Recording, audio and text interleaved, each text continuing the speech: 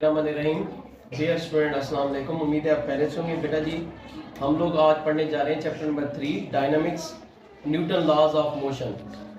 Newton के भी 3 कवानीन हैं। आज का हमारा टॉपिक है Newton first law of motion. First law of motion क्या है? वो कहते हैं जब कोई जिस्म रेस्ट हालत में है तो वो रेस्ट हालत में रहता है, और अगर कोई जिस्म मोशन में है तो उसे अपनी मोशन को यूनिफॉर्म वेलोसिटी से बरकरार रखना चाहिए, बशर्त ये कि शर्त यह है कि उस पर कोई बैरूनी फोर्स असरअंदाज ना हो। तो हम ये पूरी स्टेटमेंट हमने पढ़ी तो हमने देखा कि न्यूटन का पहला कानून 2 चीजों के मुतालिक है। एक रेस्ट स्टेट के बारे में है, दूसरा है मोशन के बारे में। अब इनको डिटेल समझते हैं क्या है। वो कहते हैं in the absence of external force पर की गैर मौजूदगी में और बॉडी रिमेन्स एट रेस्ट। एक बॉडी रेस्ट में है तो रेस्ट में रहता है।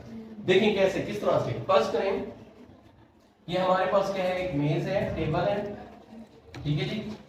एक टेबल पर ये क्या है, हमारे पास एक बुक पड़ी हुई है, बुक किताब, और ये क्या है, टेबल है। तो वो कहता है कि ये किताब साकिन की साकिन पड़ जाएगी जब तक कोई इसे बाहर से हाथ ना लगाए, इसको हिलाए ना, हवा का इतना तेज झोंका ना है कि अपनी जगह ये हट जाए, तो ये अपनी जगह पर रहेगी। और क्यों रहेगी? इस पर 2 बराबर फोर्सेस अमल करेंगी। फर्स्ट के वेट कहाँ अमल करेगा, नीचे की तरफ, और जो मेज का रिएक्शन है वो कहाँ अमल करेगा, ऊपर की तरफ। अगर फर्स्ट करें वेट है इसका 10 न्यूटन और रिएक्शन फोर्स भी है 10 न्यूटन, लेकिन अपोजिट से में, तो ये बुक क्या रहेगी, रेस्ट हालत में रहेगी। तो इस तरह से काफी सारी मिसालें ऐसी हैं, आई समझ, जो हम रोजमर्रा जिंदगी में देखते हैं न्यूटन की कानून के मुताबिक वो सही है। जबकि दूसरी चीज को अगर हम देखें, न्यूटन ने कहा था अगर कोई बॉडी मोशन में है तो it should continue its state of motion with uniform velocity. इसको अपनी यूनिफॉर्म वेलोसिटी से मोशन को बरकरार रखना चाहिए। जबकि रोजमर्रा जिंदगी में जब हम इसका मुशाहिदा करते हैं तो वो चीज हमारे मुशाहिदे के बरक्स जाती है, यानी वो मोशन में नहीं रहती। फर्स्ट में हमारे पास एक क्रिकेट बॉल है, इसको जब जमीन पर हम फेंकते हैं, लटकाते हैं, फर्स्ट के इतने जोर से हम उसको बॉल को लटकाते हैं, तो न्यूटन के पहले कानून के मुताबिक इसे हमेशा हमेशा क्या करते रहना चाहिए, हरकत करते रहना चाहिए। लेकिन जब हम इसका मुशाहिदा करते हैं तो हम देखते हैं ये चीज नहीं होती, बॉल कुछ दूर जाके रुक जाता है। अब बॉल कुछ दूर जाके रुक जाता है, क्यों रुक जाता है? उस पर 3 क्या है, एक्सटर्नल फोर्सेस अमल करती हैं, जिसकी वजह से बॉडी रुकने पर मजबूर हो जाती है। वो क्या है? नंबर 1 फोर्स ऑफ ग्रेविटी, जमीन की कशिश, जिसकी वजह से तमाम समूहों अपने मरकज से नीचे की तरफ फेंकती है। दूसरी बात ये होती है फोर्स ऑफ फ्रिक्शन, रगड़ की कुव्वत। अब देखें कहीं पर जमीन क्या है, बिल्कुल हमवार है, कहीं पर गैर हमवार है, ठीक है जी। तो फ्रिक्शन तो है, हवा की फ्रिक्शन भी हो जाती है, एयर रेजिस्टेंस भी है, हवा की मुज़ाहमत। तो ये 3 किस्म की फोर्सेस हैं, force of gravity, force of friction और एयर। इनकी वजह से बॉडी रुकने पर मजबूर हो जाता है। और वैसे हम देखें कि चीजों को जितना हम कम करते जाएं उतनी मोशन क्या हो जाएगी, बढ़ जाएगी। अब देखें फर्स्ट में एक बॉल है, इसको मैं इस सड़क पर लटकाता हूँ, ये ए है, रोल करता हूँ, और दूसरी तस्वीर हम बना रहे हैं जिसमें देखें ये बी तस्वीर है, सड़क इतनी हमवार नहीं है। इस बॉल को करता हूँ तो ये वाली बॉल ज्यादा डिस्टेंस कवर करेगी, जबकि ये वाला बॉल कम डिस्टेंस कवर करेगा। इसका मतलब है जितनी भी हम इसमें फ्रिक्शन की फोर्सेस को बढ़ाते जाएंगे उतनी मोशन क्या हो जाएगी, कम, और जितनी हम फ्रिक्शन फोर्स को कम करेंगे उतनी मोशन क्या हो जाएगी, ज्यादा। तो न्यूटन की बात सही है कि अगर एक्सटर्नल फोर्स ना लगे तो एक बॉडी अगर हमेशा हरकत में है तो हमेशा हरकत में रहता है। देखें जी, खला में इस किस्म की कोई फोर्स नहीं है, ठीक है।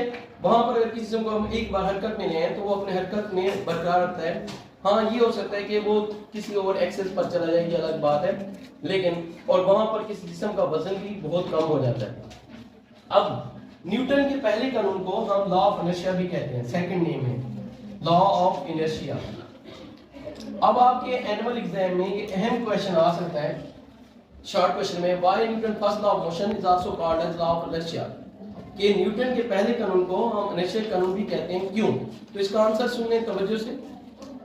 No body can not change its position by itself. कोई भी जिस्म अपनी पोजीशन को खुद से तब्दील नहीं करता उस वक्त तक, until an unbalanced force acts on it, जब तक इस पर कोई गैर मतवाजी फोर्स या अनबैलेंस फोर्स अमल नहीं करती।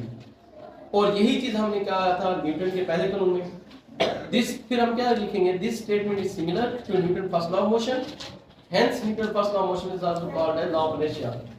यही चीज न्यूटन के पहले कानून में कही गई है और यही वजह है कि न्यूटन का पहला कानून इनर्शिया का कानून भी कहलाता है। तो आज का हमारा लेक्चर ये था, न्यूटन का पहला कानून जो दो हिस्सों पर था कि अगर कोई सिस्टम रेस्ट में है तो रेस्ट में रहता है, अगर मोशन में है तो उसे अपनी मोशन को यूनिफॉर्म अंदाज से बरकरार रखना चाहिए, बशर्त ये कि इस पर बाहर से कोई फोर्स असरअंदाज ना हो। अब जो सिस्टम रेस्ट में है तो उसको हमने मुशाहिदा किया, एक किताब मेज पर पड़ी रहती है, जब तक कोई बेरिंग फोर्स नहीं लगाए तो रेस्ट में होती है।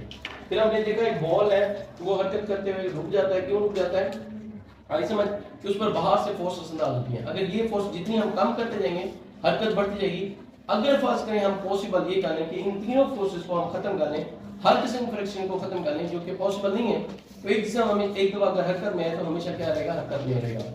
फिर हमने पढ़ा कि न्यूटन के पहले कानून को इनर्शिया कानून भी कहते हैं। क्यों? इसलिए कहते हैं कि कोई भी जिस्म अपनी पोजीशन को खुद से उस वक्त तक तब्दील नहीं कर सकता जब तक इस पर कोई बैरनी फोर्स ना लगाई जाए, और यही स्टेटमेंट, यही बयान न्यूटन के पहले कानून में कहा गया है, इसलिए न्यूटन का पहला कानून इनर्शिया कानून भी कहते हैं।